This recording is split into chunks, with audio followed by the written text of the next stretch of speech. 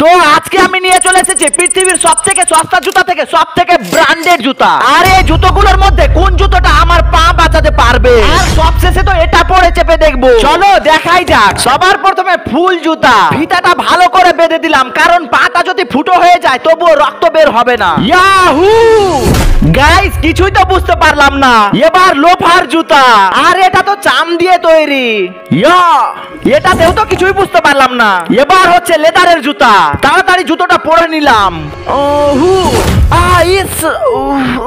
Guys এই দেখো, হালকা করে তো গড়ে গিয়েছে। এবার হচ্ছে চিড়চিড়ি জুতা, আর এটা সবাই ইউজ করে।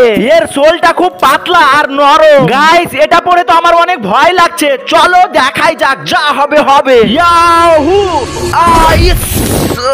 গাইস অনেক জোরে গড়ে গিয়েছে। দেখো গাইস, আমি তো ঠিকভাবে হাঁটতেও পারছি না। এবার সব শেষে হচ্ছে হাওয়াই চটি, আর এটা তো অনেক পাতলা।